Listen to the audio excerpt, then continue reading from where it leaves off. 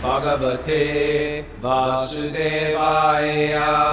Om Namo Bhagavate Vasudevaya. Om Namo Bhagavate Vasudevaya.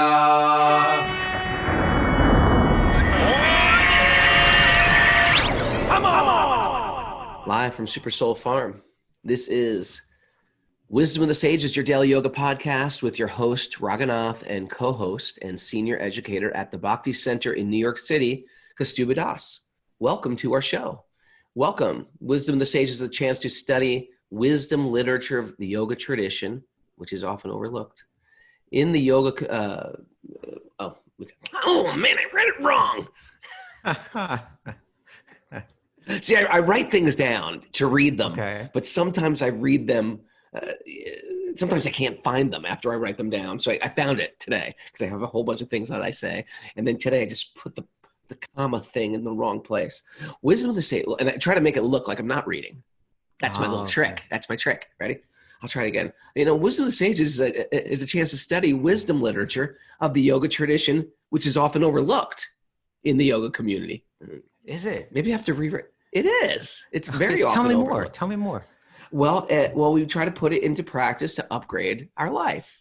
There you have it. Okay. And I don't know if you forgot what today is, besides being Ganga Dushara, right? Yeah, Ganga Puja. This is the day to worship Ganga. And it is also Makeover Monday. Today's our Makeover Monday. It's our day. We try to, we do this thing about, let me just explain what I wrote, and I'm going to read like I haven't wrote it, like it's just flowing out of my mouth like a poet.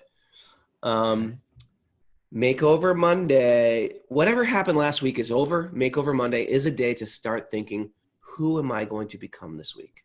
Explicitly write down some spiritual goals. Refer to that list every morning. It's from doing things on a regular basis we create attachment to them, and we start to notice transformation in our life.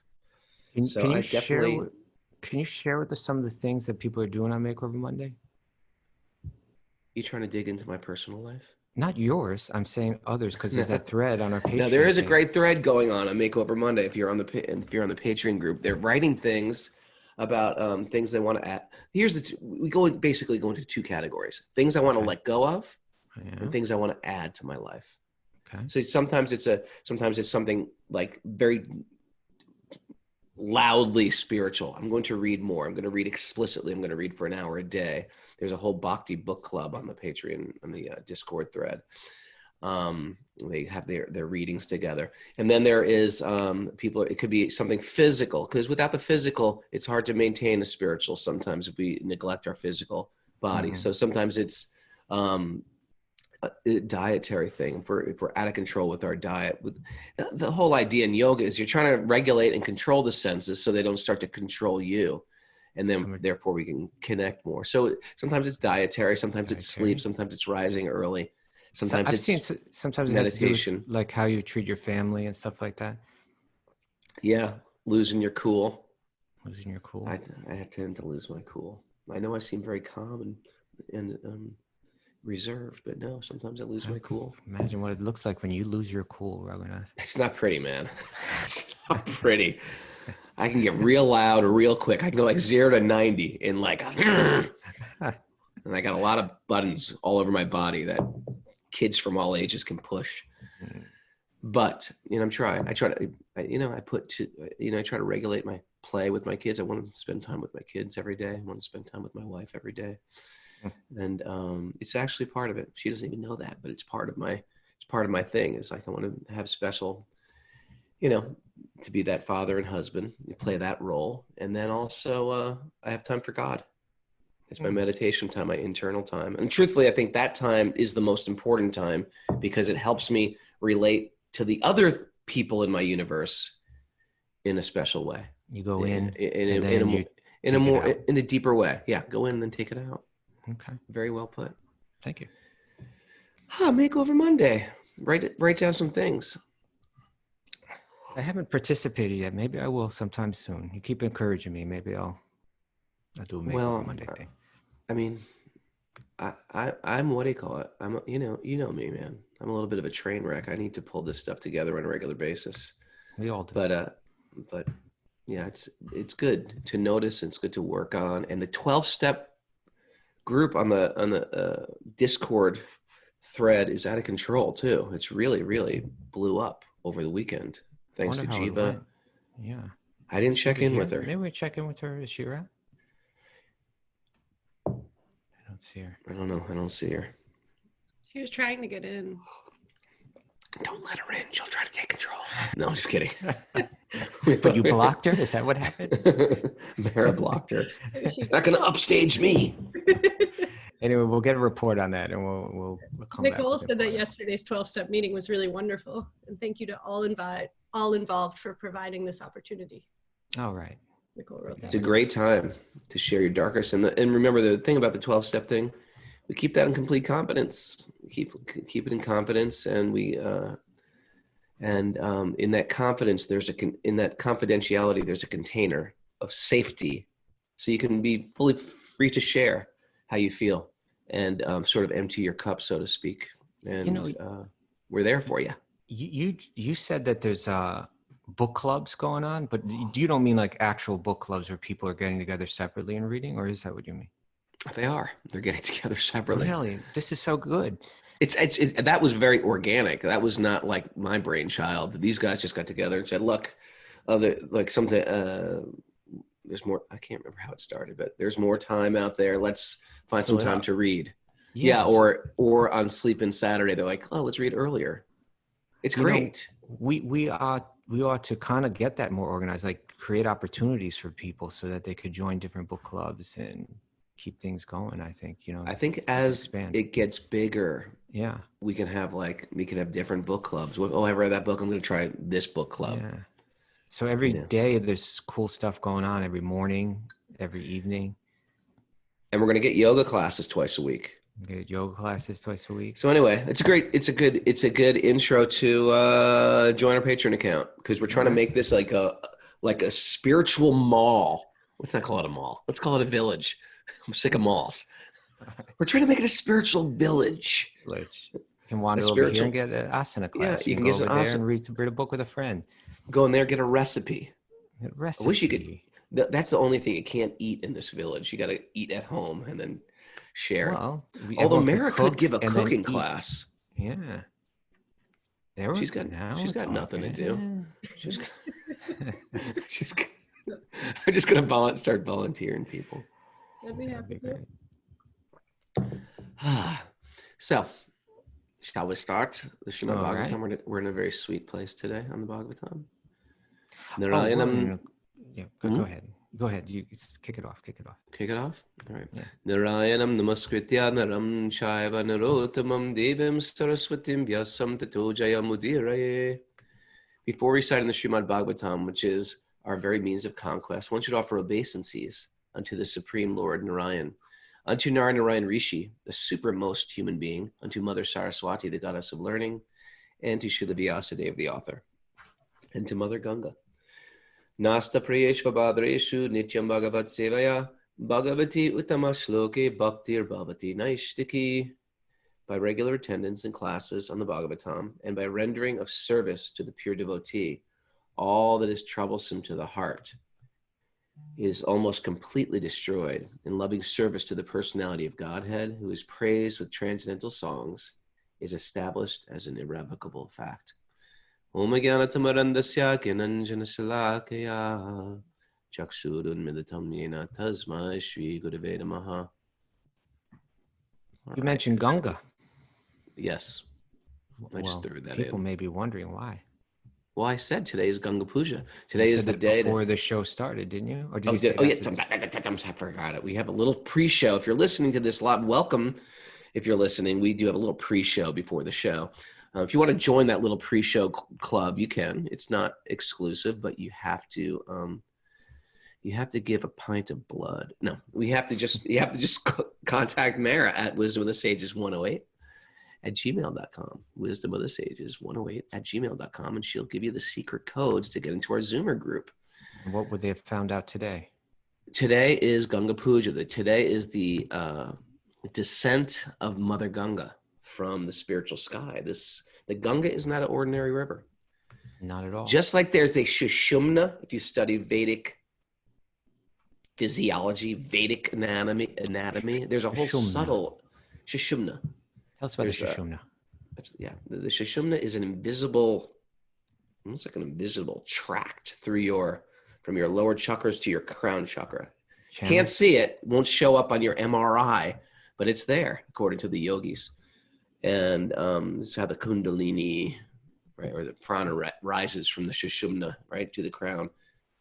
But there's also a Sushumna. It's like a Fibonacci spiral, Kaustubha. It's just like there's a Sushumna of the universe. It's a Sushumna of the universe. And from there, Ganga descends. And Ganga first lands on Shiva's head. That's why Shiva is called Gangadhar, the holder of the Ganga. And then it flows to all the higher planets and eventually to the earthly planet and eventually to the lower planets. And the main places of worship are Gangotri, right? The source of the Ganga. You've never been there? Gomukh. I've never been there. I'm a little bummed. Me neither. I want to go. And then Ganga Sagara. That's where Ganga Sagara is? Where it enters David Prayag? No, it's in Calcutta. It's where no. Well, beyond Calcutta. Slightly beyond Calcutta. It's beyond. It's where it enters the Bay of Bengal. Yeah. And kind of Calcutta, right? How far is that from Calcutta? I think it's far. Is it? I think so. I guess India, it kind of breaks up. There's like lots of islands and everything around there. Yeah, but these are special places of the Ganga. Where have you been on the Ganga before? You've been to Dev Prayag. That's probably the highest. Dev Prayag, Rishikesh, Haridwar, Mayapur, and they're all going Calcutta. We're all in Calcutta. I bathed in Calcutta, and I bathed in Calcutta many times. We're hearing about that. And then we're all going to Varanasi to bathe this year. You've never been there before, huh? I've never been there either. Looking forward to it. All these years, yeah. Wow. All right. Ganga Mai Ki Jai. Jai. All right. So Bhagavatam today, we are starting at an amazing verse. We're in Canto 1, Chapter 13, entitled Dhritarashtra Quits Home. And we're on text number 10. Text number 10, okay. One of my favorite Bhagavatam verses. I mean, there's so many. You know what I got? I have to share this because it's important. Does it have anything to do with what I'm talking about right now? Yes, it does, my friend. Okay. There is an app. Encouraging. There is an app called BVL. BVL. Bhakti-Vedanta Library. Bhakti-Vedanta Vedic Library. BVL. Maybe if you put Prabhupada in an app search on your iPhone, it will come up. It is called Bhakti-Vedanta Vedic Library, BVL, and it's totally free. And it's all, I was doing weed whacking yesterday. If you want to really know what I was doing, I was weed whacking. I was mowing lawns and weed whacking and listening to the Srimad Bhagavatam. It's an all narrative of a bunch of Prabhupada's books. And it's free. And it's great. And who's reading it? I don't know, but I love his voice. He's got a good voice. And I like it. I just wanted to share that little. I was actually going to send it to you guys yesterday while I was weed whacking. All right. Okay. Maybe post it on the general channel of the Discord today. Okay. So so now we're going to hear about Dhritarashtra, the blind king, the enabler, the one that allowed all this to happen, that ended up in so much destruction in the Battle of Kurukshetra, and who is now living under the roof of Yudhishthir, his nephew, who he wronged in so many ways. And he's an old man now. And so much of, they say as you get older, all the people that you know start to die, That's where my mom's at right now. Yeah. She tells me old, right? She's 93. Yeah. So 94, actually. She'll be 94 this year. Yeah. So for Dhritarashtra, that was, it happened in a huge way with his battle. that so many of his contemporaries have now died. And at this time, his brother Vidura, who he'd wronged, he enabled his son to treat Vidura so cruelly, to not listen to his wise counsel, to insult him in so many ways. And so before the battle took place, Vidura just said, I've said what I had to say. If people don't want to hear it, there's nothing I can do. I spoke my piece, and now I'm going to move on. And the time the whole battle was going on, he was in the holy places. Particularly, I think it was on the bank of the Ganga in Hardwar that he met Maitreya and received instructions from Maitreya. And those conversations are going to play out in the following cantos. We'll be there before too long. But now Vidura, the wise one, the humble, wise sage, the blind king's brother, returns back to Hastinapur, back to the capital, and he's greeted. And when he walks back in the door, it's kind of just like, what a breath of fresh air. We've gone through so much. And here's this person, this wise one that was telling us the right stuff all along. And now he's come back and tell us about your journey. Tell us what you've learned. Share with us, the wisdom that you've gained. And he's being greeted by Yudhishthira. And you could imagine for Yudhishthira what it's like to have Vidura back in his life, Yudhishthira, who's gone through so much, who's felt such a weight of this on his heart. And then that one, so many of the elders that he loved and adored and were such a support for him had died. But now Vidura comes back. And so then Yudhishthira is glorifying him. And he glorifies him with this verse, beautiful verse, is a very famous verse in the Bhagavatam, Srimad Bhagavatam 1:13-10. Why don't you read the Sanskrit, Raghunath? 1:13-10. Yeah. Bhavad Vida Bhagavatas Tirtha Bhuta Svayam Vibhu Tirti Kuvanti Tirtani Snat Svantastena Gadabritaha. Gadabrita. My Lord, devotees like your good self are verily holy places personified. Because you carry the personality of Godhead within your heart, you turn all places into places of pilgrimage. Because you carry the personality of God within your heart. Now, in one sense, we all do, right? Like every living being has the Paramatma there within the heart. But some of those among us have really enshrined God in their heart in a special way, right? Enshrine God in their heart, enshrine God in their mind through their practice. And they carry that with them wherever they go. So you go to a holy place to become purified. You go to a holy place to connect with God. And he's saying that there are people like yourself, Vidura, that because they're carrying God enshrined in their heart wherever they go, that they become a wandering place of pilgrimage. That just merely by connecting with them, by being with them, by spending time with them, especially by hearing from them, that you can become purified in the same way. Or even, it's said actually even more powerfully, that the presence of these people in our lives is tremendously purifying and transforming. And so it's such an important aspect of the practice of bhakti, that again, it's not about isolating yourself, but it's about connecting with people and how you connect with people. And ideally being able to recognize someone that has enshrined God in their heart in a very deep way. And the benefit that it had, that the association of that kind of person becomes so beneficial to one's spiritual progress. And that's being highlighted here in this verse. Shall we read the commentary? Yeah. The personality of Godhead is omnipresent by his diverse potencies everywhere, just as the power of electricity is distributed everywhere within space. There's electricity everywhere within space, right?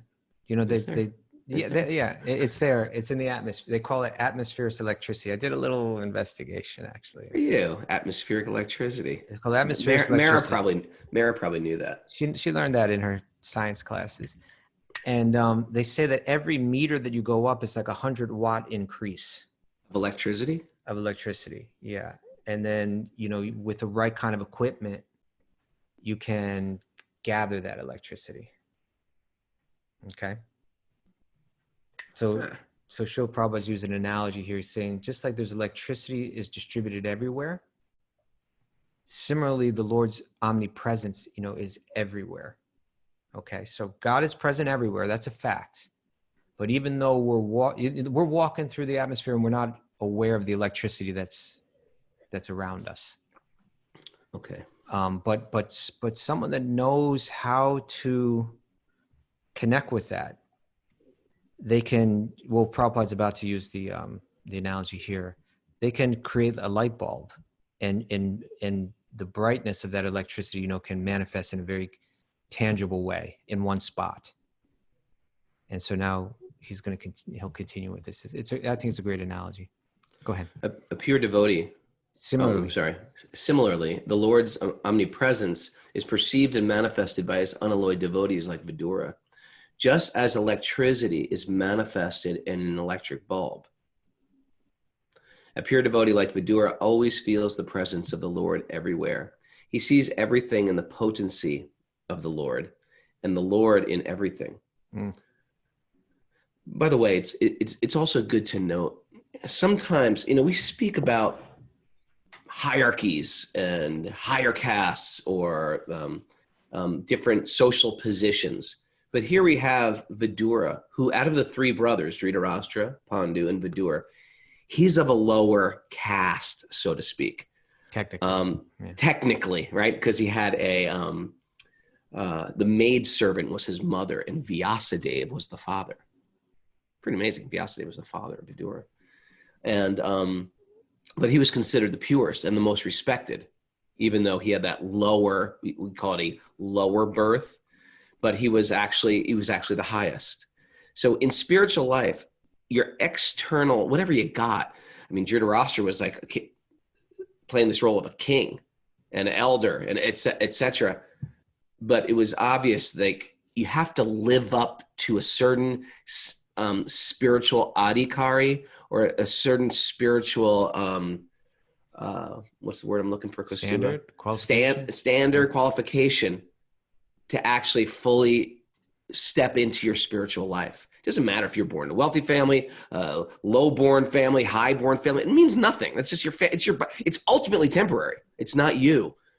But what you do in this body, and what's happening now is we are at the time. If you follow these stories of the Mahabharata, etc., we've watched Dhritarashtra go through his entire life, and now he's an old man, and he made many poor choices. And now he's old, and now his brother's old, and his brother just came back from pilgrimage after being humiliated by him, and he's going to come back to the kingdom, and everyone's dead. Yudhishthir's on the throne, and Dhritarashtra's just thinking. Now, here's the great part. There's a culture of spiritual life to support him. Like, he's got a brother that's going to come back and give him the spiritual instructions.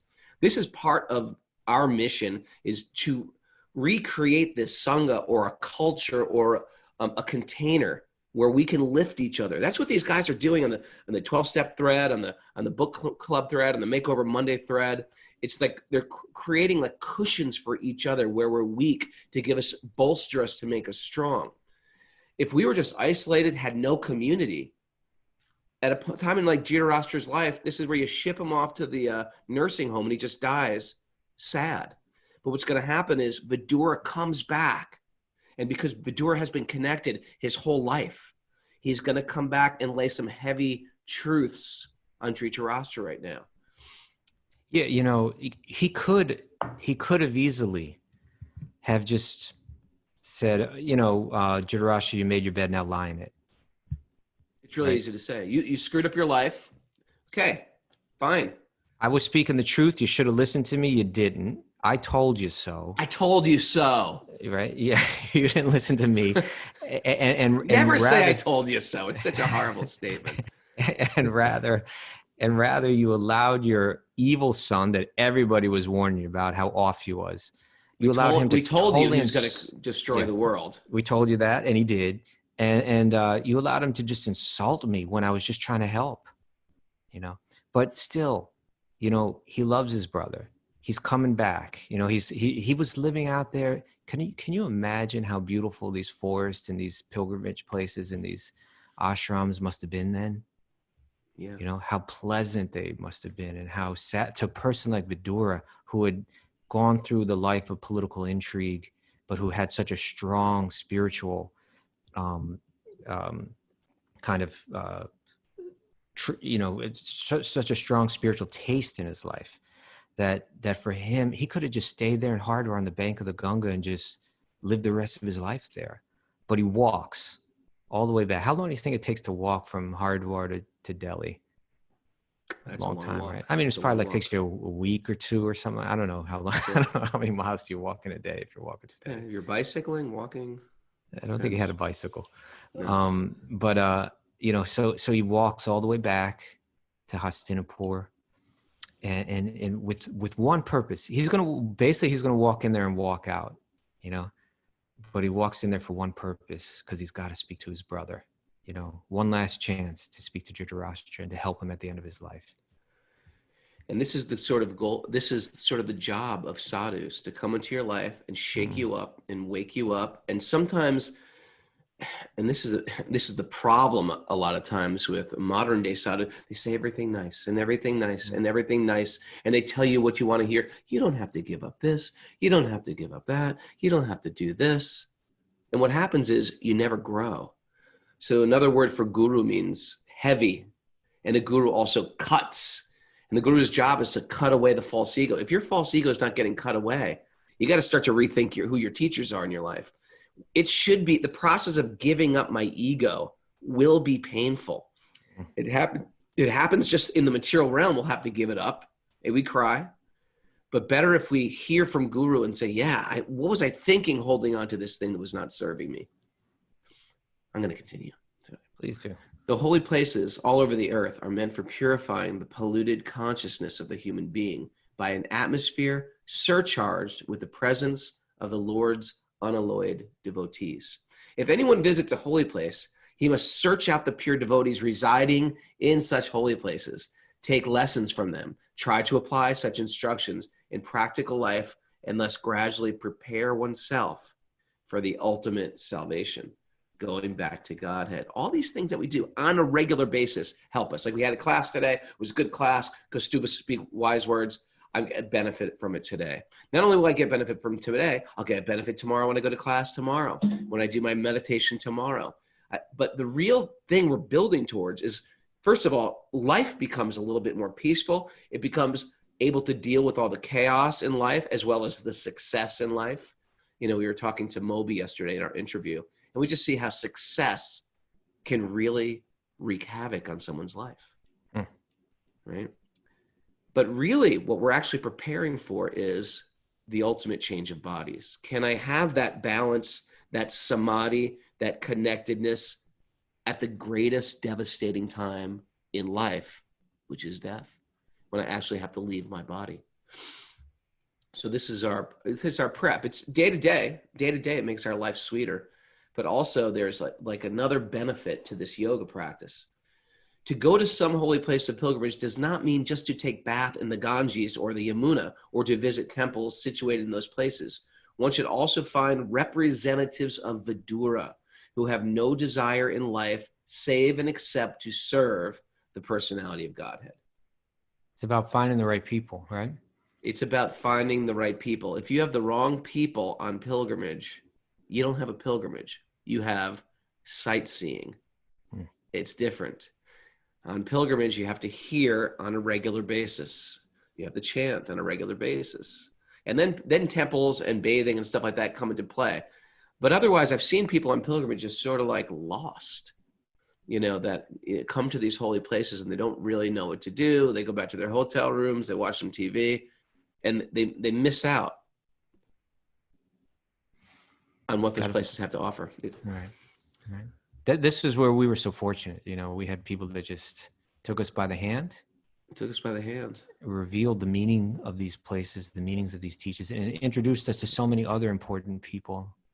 That it's really nice. I know one of your great joys is kind of bringing others to meet those people that we've met. Yeah. I love pilgrimage. It's like the best part of my year, truthfully. The personality of Godhead is always with such pure devotees because of their unalloyed service, which is without any tinge of fruit of action or utopian speculation. Without karma or jnana, without the desire for material things, without the desire to escape the sufferings of this world, but based on love. That's what utopian speculation, that's jnana? Yeah, that's fruit, that's karma and jnana. That's just the way Prabhupada's referring to it. Or you could say moksha, right? Like, yeah. They are in the actual service of the Lord, specifically by the process of hearing and chanting. The pure devotees hear from the authorities and chant, sing, and write of the glories of the Lord. Mahamuni Vyasadeva heard from Narada, and then he chanted in writing. Sukadeva Goswami studied from his father, and he described it to Parikshit. That is the way of the Srimad Bhagavatam. So by their actions, the pure devotees of the Lord can render any place into a place of pilgrimage, and the holy places are worth the name. And the holy places are worth the name only on their account. On the account of the great, pure great devotees. Souls. Yeah, the great souls. Such pure devotees are able to rectify the polluted atmosphere of any place.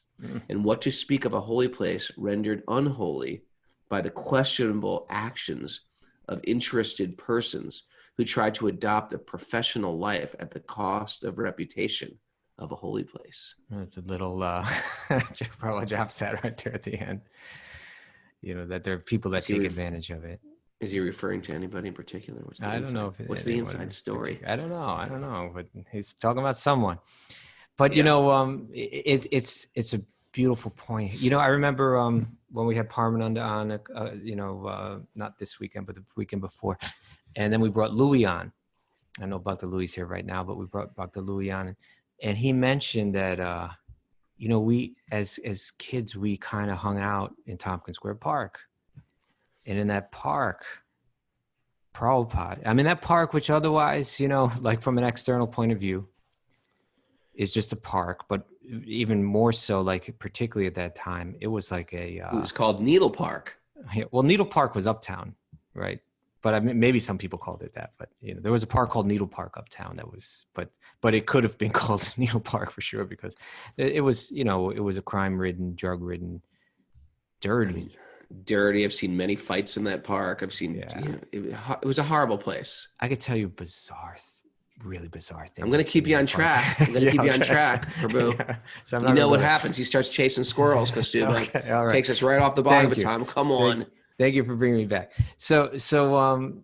But what Louis, the point that Louis made was that Srila Prabhupada came to that place, but he began the mission of Sankirtan, the Kirtan mission, the Bhakti mission in the Western world from that park, right? Sitting under that tree that we all hung out under as kids. And so Louis was making the point that Prabhupada turned that place into a place of pilgrimage, right? Like he brought a spiritual potency into that place. And therefore, it kind of just rubbed off on us all without our even knowing it. And I believe that, actually. I actually have faith in that. I believe that 26 Second Avenue and which is where he kind of opened his first little storefront temple, and Tompkins Square Park, which are places that I see, regularly, like practically daily when we're not under lockdown. Like I walk past 26 Second Avenue on most days and Tompkins Square Park so many times. That he transformed those places and made them spiritually potent. But more than anything, he allowed us to hear. And it's that hearing process that enables us to enshrine God in the heart. Just think about that point. to enshrine God in your heart, to enshrine Radha and Krishna in your heart. Through your hearing, through your meditation, being very careful that through your behavior that you're not doing anything that prevents that from happening. If just like if you wanted to establish a temple and, in your home, you would find the nicest place and you would clean it very nicely, and you'd probably have some kind of ornate decoration there. And particularly the cleanliness becomes very important, that you want to make this place very pure because God's going to reside there. And really the practice of bhakti is trying to make the mind, the heart very pure so God will reside there. And when someone's done that, then they're walking around with like a temple in the heart. Wherever they go, they become that place of pilgrimage where, like it says here, God is everywhere. That's a fact. Electricity is everywhere. But an electrician knows the science of how to gather that electricity in one spot and make it bright and make it shine, so that even though we can't perceive electricity everywhere, now we can perceive electricity. And so similarly, a real bhakti, a deep Vaishnava, a deep Bhakti-yogi, God is everywhere. But they're like a light bulb. They manage to manifest that energy in such a way where you feel the presence of God in their presence. And so they become like a light bulb. So a great soul, a great yogi, a great spiritualist is like a light bulb in that sense. God's presence, which is everywhere, that it manifests in them in a very tangible way. And they literally, I don't know literally, but they figuratively give us light, Anyway, I love this verse. Beautiful, beautiful, beautiful section. Yeah. Want me to go on? Please. Well, I think we have no option. That's where we are. My uncle. We could keep talking about it. I just like hearing you too. My uncle, you must have visited Dwarka. In that holy place. We're going to Dwarka, Kaustubha. We got to do it, right? Yeah, I really want to go. My uncle, you must have visited Dwarka. In that holy place, our friends and well-wishers, the descendants of the Yadu, who are always wrapped in the service of Lord Sri Krishna. You might have seen them or heard about them. Are they living happily in their abodes? The particular word, should I do the purport? The particular word, Krishna Devata, those who are always wrapped in the service of Lord Krishna, is significant. Nice word, Krishna Devata. The Yadavas and the Pandavas, who are always wrapped in the thought of Lord Krishna and his different transcendental activities, were all pure devotees of the Lord, like Vidura. Vidura left home in order to devote himself completely to the service of the Lord. But the Pandavas and the Yadavas were always wrapped in the thought of Lord Krishna. Thus, there is no difference in pure devotional qualities, either remaining at home or leaving home.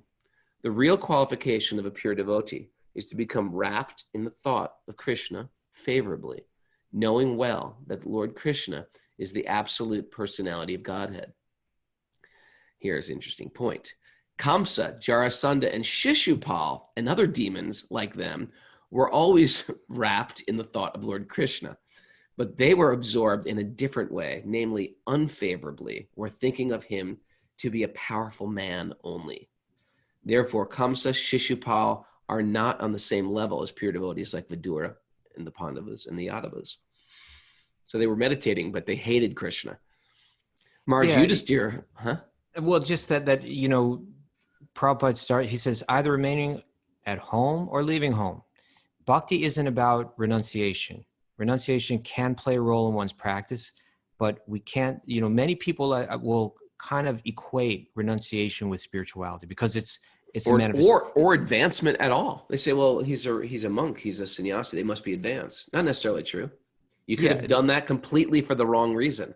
Yeah. You could do it for your ego. You could do it for prestige. You could do it for having followers. These are a lot of things that people want. These are the deep-seated material desires people want. It's an external manifestation of detachment, but that doesn't necessarily mean one's detached internally. Sure. And even if one is detached, it's still not necessarily bhakti, which is this actual love, divine love. And yeah, please. On. No, you. Okay. So he says the real qualification of a pure devotee, of a bhakti yogi, is to become wrapped in thought of Krishna, right? Whether you're at home and externally renounced, whether you're, left home and you're externally renounced, or living in a home and not externally renounced, you're wrapped in thought of Krishna. That's the qualification. But then he adds this little, what do you call it? Like, anyway, Marish, give me the word that I'm looking for. Like this little, she's like, I don't know what you're talking about. He adds a qualifier. Qualifier. He has a qualifier to it. And he adds the word favorably. Okay, because bhakti means that one's mind has gone to God. But now Prabhupada's given examples of other people whose mind went to God. Kamsa's mind went to God. Jarasanda's mind went to God. Shishupal's mind went to God. They were all thinking of Krishna nonstop. But that's not bhakti. Bhakti is when it's favorable. When you're not thinking of Krishna as your enemy. They still got some benefit. They got incredible benefit. Well, the interesting thing about all those people, all those demons we read in Krishna's Leela, is they have some interesting backstory from a previous life. Yeah. Where they were some peculiar yogis. They've done something wrong. They take birth. They get to see Krishna, but due to some reason or other, they get killed by Krishna and they get some type of liberation. This is what I really like about the Vedic thought. It's really deep. It's not just like you're on earth and then you go to heaven. There's all different levels of liberation, of connection with your source, your higher power, and it really sort of fills in a lot of the mysteries of the spirit of spiritual life, spiritual world, the soul, metaphysics. It's very, very deep. Well, it's a deep well. So I was just going to say that this point is kind of identified in this definition of bhakti that Rupa Goswami shares in the Bhakti Rasamrita Sindhu, which anyabhilasita shunyam jnana karma jnanavritam. He just covered that. You could see Prabhupada's laying it out right here. We were just reading that, right, where he said, was it that in the previous verse where it mentioned that he was talking about utopian speculation, that meant free of utopian speculation, that means free of jnana. And he said free of fruit of action, that meant free of karma. So anyabhilashita shunyam jnana karma jnanavritam. Jnana, free from jnana, karma, jnana karma jnanavritam. That pure bhakti it's devotional service to Krishna. It's thought of Krishna. That's free of karma and jnana. That's free from the motive of wanting material things from Krishna or wanting liberation from Krishna. And that's Krishna Anushilanam, Anukulyena Krishna Anushilanam Bhaktir Uttama, that it's done favorably. That qualifier is there just so that just to be completely precise and exact. And Prabhupada's playing on that right here. Where he's saying that the goal of all this is to always be thinking of God. But favorably, not and then he gives examples to help us understand that. I'm going to go to the next verse. I'm going to skip that little end part. Okay. Thus being questioned by Maharaj Yudhisthira, Mahatma Vidura gradually described everything he had personally experienced except news of the annihilation of the Yadu dynasty. He didn't want to mention the bad news, which is the dynasty, because he asked him, how are the Yadus? And he just went, yeah, let's skip that. Back to how am I doing? I'm doing good. Compassionate Mahatma Vidura could not stand to see the Pandavas distressed at any time. Therefore, he did not disclose this unpalatable and unbearable incident, because calamities come of their own accord. Read the commentary there, but Niti Shastra. According to Niti Shastra, civic laws, one should not speak an unpalatable truth to cause distress to others. Distress comes upon us in its own way by the laws of nature, so one should not aggravate it by propaganda. For a compassionate soul like Vidura, especially in his dealings with the beloved Pandavas, it was almost impossible to disclose an unpalatable piece of news, like the annihilation of the Yadu dynasty. Therefore, he purposely refrained from it. Can you say would you not call that a mistruth by not stating what happened? By not being, would you say, well, he wasn't being honest? You're asking me if Vidura was untruthful? Well, no, I'm just putting that question. Of course, I know Vidura would never be untruthful. I'm just saying, wouldn't that be like withholding truth? Isn't that a type of deception?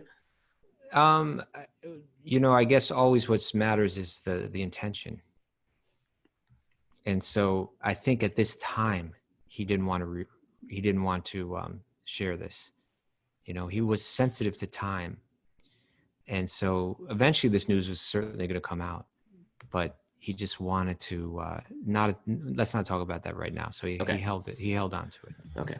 Thus Mahatma Vidura, being treated just like a godly person by his kinsmen, remained there for a certain period just to rectify the mentality of his eldest brother, Dhritarashtra, and in this way bring happiness to all the others. Saintly persons like Vidura must be treated as well as a denizen from heaven. In those days, denizens of heavenly planets used to visit homes. There was communion with higher beings, like that of Maharaj Yudhisthira. And sometimes... Yes! Okay. You want to know the truth? That's yes. Aliens. It's just in conspiracy theories. It's the Bhagavatam. Okay. People lived on higher planets and they came to this planet. We would call it an alien. Okay. But they were, they didn't look like those aliens that we show nowadays. Well, what do they call those aliens? I don't know, but I think those aliens are from lower planets. Oh, okay. Not from the higher planets. No, higher planets are very, very beautiful. You'd be like, oh my God, they're so beautiful. But they're aliens. The Greys. Thank you, Jimmy. The Greys. Yeah. The Grey. Yeah. Those crazy ones with the eyes and the light bulb heads. Those are from lower planets, man. Because thank you. I'm serious, because the heavenly beings are beautiful. Right. But there was communion with them, and there was, they married them. Narada comes down, Narada comes down. Vayu comes down. Indra comes down. They conceive children with Kunti. Right? Surya. This is all like alien identities. This is all like, what's this TV show I watch? Mara? I don't know. Ancient Aliens. This is it. Okay. It says right here, Narada is a spaceman. There it is. Narada is a spaceman who can travel unrestrictedly not only within the material universe, but also in the spiritual universe. He is ancient and an alien. Therefore, even Narada used to visit the palace of Maharaj Yudhisthira, and what to speak of other celestial demigods. It is only the spiritual culture of the people concerned that make interplanetary travel possible. Hold it. Slow down. It is only the spiritual culture of the people concerned that makes interplanetary travel possible, even in the present body. Except for Elon Musk. I have no idea what you mean by that.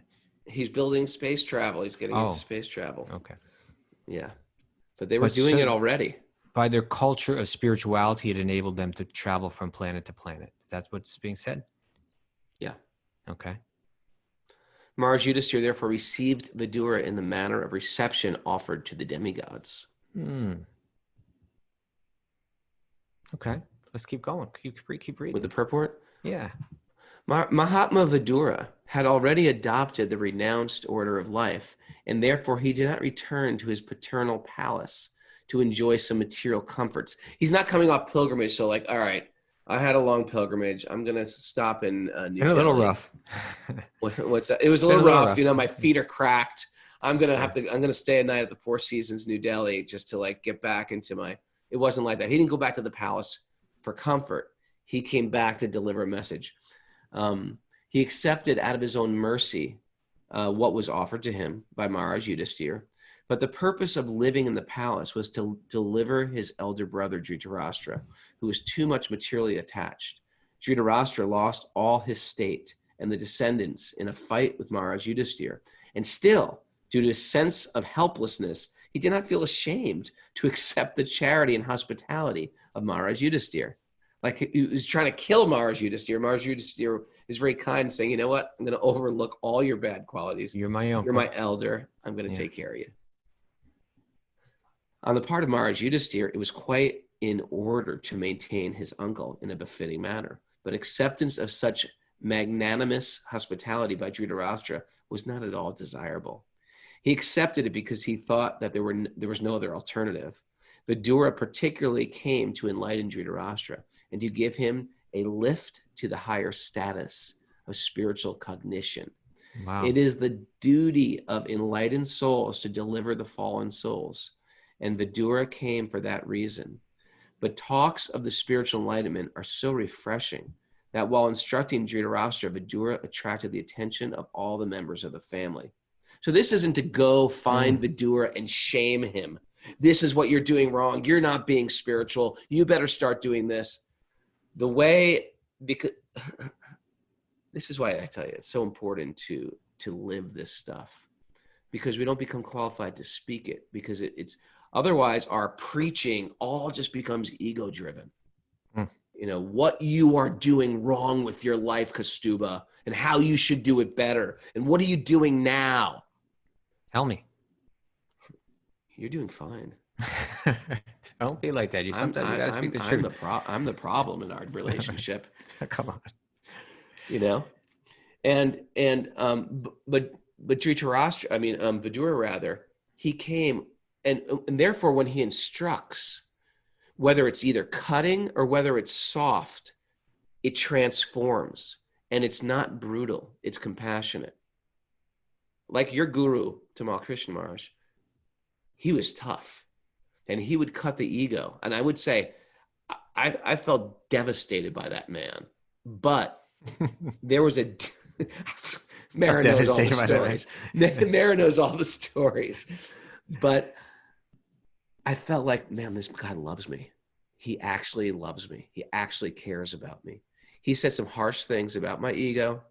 I'll share them with the community someday. But no devotion. No devotion. He's screamed at me. He's yelled at me. You know what I mean? Like publicly humiliated me. But there was not. I never got the sense like this man is in. He yelled at me. He's yelled at me. He said I have too big of an ego, and I refuse to, do something. Is it too late to share? It's too late. Another time. Anyway, the idea though was he manifested anger. He wasn't controlled by anger. Yeah, there's a difference. He manifested it for a purpose. Like a surgeon. Like a surgeon pulls out a knife, not to kill a crazy, for a purpose. And he went in there like a surgeon to cut away parts of my ego that were hurting me, that I couldn't even see. And it was painful.